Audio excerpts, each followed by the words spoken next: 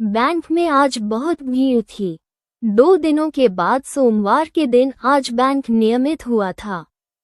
लेन then वाले लगभग 5 counter थे और सभी पर लंबी लंबी कतार लगी हुई थी। अपनी अपनी बारी का आने के इंतजार में लोग खड़े थे। अमृतलाल जी भी चारों तरफ मुआयना करके जिस काउंटर पर कम लोग थे वहीं खड़े हो गए। उनके आगे करीब 15 से 20 लोग खड़े थे।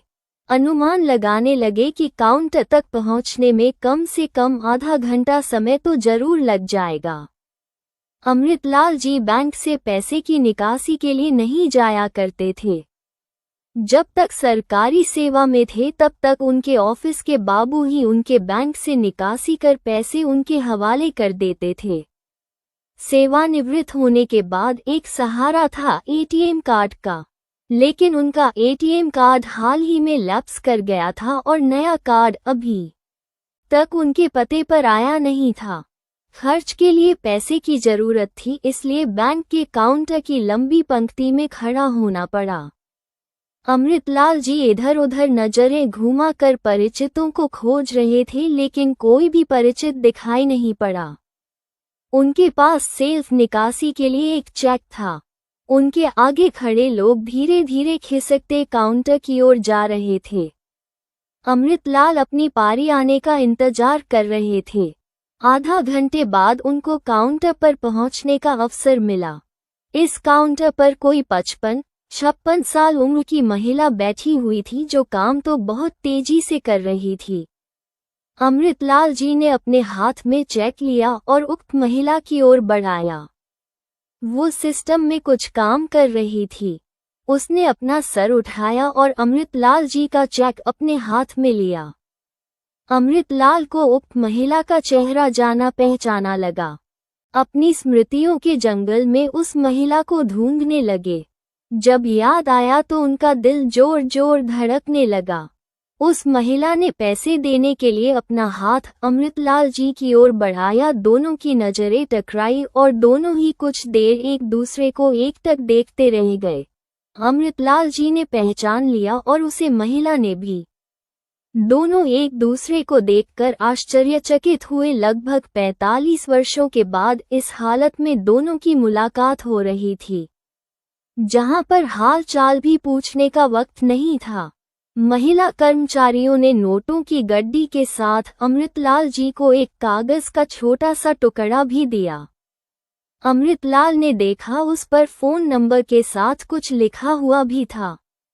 सारे गिले शिकवे भूलकर आज शाम को जरूर बात करें। अमृतलाल जी ने रुपए अपने जेब में रखा और एक बेंच पर बैठ गए। पुराने दिन बड़ी तेजी से याद आ रहे थे। उम्मीद नहीं था कि उनकी मुलाकात उर्मिला से इस तरह होगी।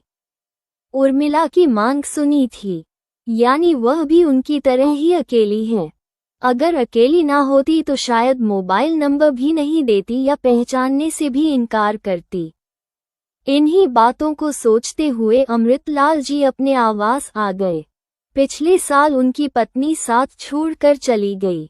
दोनों बेटियों की शादी कर दी तो दोनों को दामाद ले गए और बेटा बहू के साथ दिल्ली में नौकरी करता था। वही रहता था। कभी कभी याद आती है तो फोन पर 2-4 बातें पूछ लेता। पापा कैसे हैं, कोई परेशानी तो नहीं है। अब उसे क्या बताऊं कि इस उम्र में अकेले जीना कितना परेशानी भरा काम है। बेटियों के पास भी मेरे लिए समय नहीं है। जब उनकी माँ जिंदा थी तब कभी कभी आ जाया करती थी, 2-4 दिनों के लिए। बेटियां भी फोन पर ही हाल चाल पूछकर अपना दायित्व पूरा कर लेती थी। उर्मिला से आज उनकी मुलाकात से उन्हें न खुशी हुई न दुख। पर किताब का बंद पड़ा एक चैप्टर फिर से खुल गया। न चाहते हुए भी शाम को अमृतलाल जी ने उर्मिला जी को फोन लगाया। उर्मिला जी ने बताया कि हमारी मोहब्बत तो दूर से एक दूसरे को देखकर ही खत्म हो गई। कभी हम लोग पल 2 पल एक साथ करीब बैठकर बातचीत भी नहीं कर पाए। आज आ जाइए, मैं घर में अकेले रहती हूँ। मेरे दोनों बेटे इंजीनियर हैं, बहुएं उनके साथ रहती हैं। एक बेटी है जो डॉक्टर है, वह भी बहुत व्यस्त रहती है। बच्चों को अब माँ की कोई चिंता नहीं है। उनकी बातों से अकेलापन का दर्द टपक रहा था। उर्मिला जी ने अपने घर का पता बताया। अमृतलाल जी न चाहते हुए भी चल पड़े। लगभग 45 मिनट पैदल चलने के बाद उर्मिला के घर पहुंच गए। यहाँ भी सन्नाटा ही था, परंतु उर्मिला जी ने गर्मजोशी से स्वागत किया। रसोई में गई और चाय बनाकर लाई। दोनों चाय पीने लगे। उर्मिला जी ने शिकायत भरे लहजे में कहा, आप मेरी शादी से इतने गुस्से में थे कि कभी मेरी ओर पलट कर देखा भी नहीं। क्या मेरी शादी मेरी मर्जी से हुई थी? क्या मैं शादी करने के लिए तैयार थी?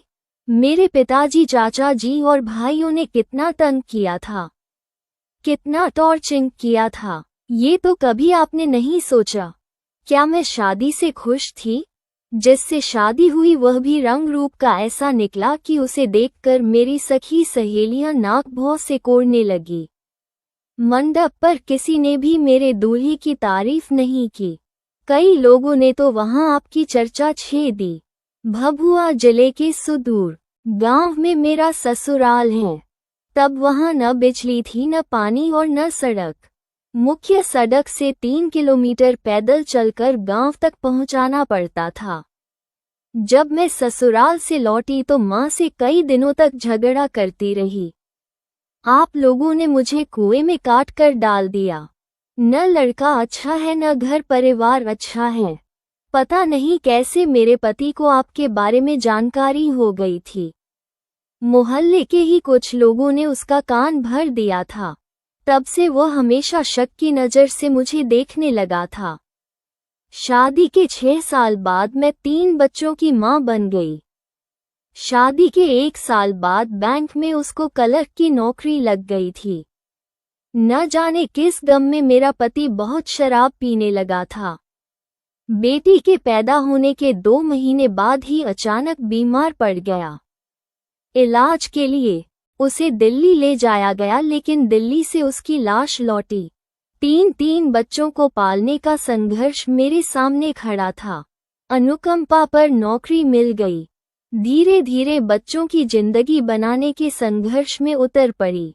पति के मरने के बाद मेरा दोनों देवर झांकने भी नहीं आया।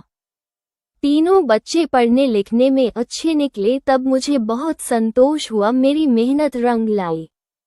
लगभग 10 वर्षों से अकेले ही रहती हूँ। दोनों बेटों में कोई भी झांकने नहीं आता है। कभी कभी बेटी आ जाया करती थी, लेकिन उसका भी आना जाना बंद हो गया। उसकी भी जिम्मेवारियां हैं। लगभग 1 घंटे के बाद अमृत जी चलने के लिए उठे तो उर्मिला जी ने कहा, खाना खाकर जाइए, अभी बैठिए। अमृत जी बैठ गए। उर्मिला जी रसोई में खाना बनाने चली गई और अमृत जी बीते दिनों की यादों में खो गए। जब उर्मिला 8वीं में पढ़ती थी और वे मैट्रिक की परीक्षा देकर रिजल्ट आने का इंतजार कर रहे थे। दोनों गया जी में एक ही मकान में रहते थे। दोनों एक दूसरे के प्रेम पाश में बंध गए थे। आगे की पढ़ाई के लिए अमृत जी रांची चले गए। अब दोनों की बातचीत पत्रों से ही होती। इस बीच उर्मिला के पापा ने अपना मकान बनवा लिया। उनका प्यार मोहल्ले में खुशबू की तरह फैल चुका था। हम दोनों एक साथ जीना चाहते थे, लेकिन उर्मिला की माँ बाप और भाई मुझे पसंद नहीं करते थे। उर्मिला जब मैट्रिक पास की तो अचानक उसकी शादी कर दी गई। मैं शादी रोकने का प्रयास किया पर कामयाब नहीं रहा। लगभग 1 साल के बाद मेरे पिताजी दुनिया छोड़ चले गए। माँ भाई बहनों को गांव में शिफ्ट करना पड़ा और खुद नौकरी के संघर्ष में उतर गया। नौकरी मिली तो परिवार की जिम्मेदारी में इतना व्यस्त रहा कि अतीत धीरे धीरे ओझल हो गया। उर्मिला की यादें हमेशा दिल पर दस्तक देती रहती थी।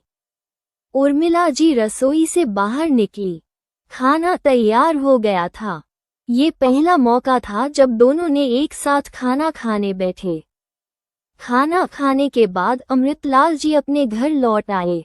अब प्रायः शाम को 7 बजे तक अमृत जी उर्मिला घर जाते, रात का खाना खाकर लौटते या उर्मिला जी के रोकने पर वहीं रुक भी जाते। कुछ ही दिनों के बाद उर्मिला जी सेवानिवृत्त हो गई। जब घर में दिन भर बैठे बैठे उनका मन ऊब जाता तो अमृत जी से बात करती, उन्हें अपने घर दिन में ही बुला लेती। उर्मिला जी के प्रति अमृत जी के मन में कोई कारतूस नहीं था। अमृत जी भी उर्मिला के पास आने के लिए उत्सुक रहते। उनके मन में एक अनजान पौध सी बेचैनी रहती। उन्हें लगने लगा कि वे दोनों एक दूसरे की जिंदगी का अभिन्न हिस्सा बन चुके हैं, एक दूसरे का सहारा बन चुके हैं। उर्मिला जी के रिटायरमेंट के 1 साल का समय बीत गया। एक रोज अमृत जी ने प्रस्ताव रखा कि तुम किराए के मकान में रहती हो। शहर में मेरा अपना मकान है। ऊपर के तलने पर 2 फ्लैट है जिसमें 2 किराएदार रहते हैं। नीचे सभी करने कमरे लगभग खाली रहते हैं। तुम ये किराया का मकान छोड़ो और मेरे ही साथ रहो। अब हम एक दूसरे को परिस्थितियों के हवाले छोड़ नहीं सकते। साथ रहने पर हम एक दूसरे का ख्याल रख सकते हैं। मैं ब्लड प्रेशर की शिकायत से परेशान रहता हूँ। कब मेरी जान चली जाएगी कुछ कहा नहीं जा सकता। विचारोपरांत उर्मिला जी ने अमृत जी के प्रस्ताव का समर्थन किया और किराए का मकान खाली कर अमृत जी के मकान में रहने चली आई। जब साथ रहने लगे तो दोनों का रूटीन ही बदल गया। शाम को दोनों टहलने के लिए पार्क में जाते और मार्केटिंग करते घर आते। सुबह 4 बजे ही उठकर दोनों टहलने के लिए पार्क में आ जाते और घंटों योग अभ्यास करते। उनके इस क्रियाकलाप ने दोनों के स्वास्थ्य में गुणात्मक परिवर्तन किया। दोनों पहले की अपेक्षा अधिक स्वस्थ दिखने लगे। उर्मिला जी शुगर की बीमारी से परेशान रहती थी। उनकी परेशानी धीरे धीरे कम होने लगी। साथ रहते हुए लगभग 2 साल का समय निकल गया। उन दोनों का साथ रहना पास पड़ोस के लोगों की आंख में खटकने लगा। कुछ लोग आपत्तिजनक टिप्पणियां करने लगे, जिसे सुनकर दोनों अनसुना कर देते थे। एक रोज दोनों ने एक मंदिर में जाकर शादी कर ली। मोहल्ले के लोगों की आपत्तियों का गला घोट दिया, परंतु परेशानी अभी दूर नहीं हुई थी। मोहल्ले के ही कुछ लोगों ने दोनों के बेटे बेटियों को खबर कर दी कि उनके पापा मम्मी ने शादी कर ली है। 10 दिनों के भीतर उर्मिला जी के दोनों बेटे और बेटी पहुंच गई। आते ही दोनों बेटों ने मां को भला बुरा कहना शुरू कर दिया। बेटी शांत रही। उर्मिला जी ने दोनों बेटों से एक सवाल पूछा, कितने वर्षों के बाद मां की खबर लेने आए हो? दोनों बेटों की बोलती बंद हो गई। तब उर्मिला जी ने कहा, 10 साल बाद आए हो। आज से पहले तुम दोनों को मां की याद नहीं आई, वो भी तब जब किसी ने तुम लोगों से मेरी शादी की शिकायत की। मैं शादी जिंदा रहने के लिए की हूं ताकि अकेलापन के जहर से नहीं मरूं। तुम लोगों ने तो 10 साल से अकेला मरने के लिए ही छोड़ रखा था। बेटी ने उर्मिला जी का समर्थन किया। तभी अमृत जी आ जाते हैं। उन्हें माजरा समझ में आ जाता है कि ये तीनों उर्मिला के बच्चे हैं। अमृत जी को देखकर उर्मिला जी की बेटी तान्या अपनी जगह से उठी और अमृत जी का पैर छुआ। लेकिन दोनों बेटे अमित और आशीष अपनी जगह पर बैठे रहे। अमृत जी ने उर्मिला से कहा, उर्मिला तुम सौभाग्यशाली हो कि तुम्हारे बेटे और बेटी मिलने के लिए तुमसे आए। मेरे बेटे और बेटियों को भी किसी ने जरूर खबर किया होगा कि तुम्हारे पापा ने शादी कर ली है, लेकिन अभी तक वे लोग मुझे डांटने के लिए भी नहीं आए। मैं उनका इंतजार कर रहा हूँ। मेरा बेटा एक बड़ी कंपनी का सीईओ है और दोनों बेटियां जज हैं। एक दामाद इंजीनियर और एक डॉक्टर हैं। उनके पास सब कुछ है, सिर्फ नहीं है तो वो है मेरे लिए उनके पास समय। इतना बोलते बोलते उनकी आंखों में आंसू आ गए। अमृत जी ने उर्मिला जी को संबोधित करते हुए कहा, उर्मिला कोई भी माँ बाप अपने बच्चों के साथ जरा सा भी नाइंसाफी नहीं करता। अपनी सुख सुविधाओं का गला घोटकर बच्चों का पालन पोषण करता है और जब बच्चे कामयाब हो जाते हैं तो माँ बाप के लिए उनके पास समय नहीं रहता। माँ बाप को घर में बेकार पड़ा हुआ सामान समझने लगते हैं।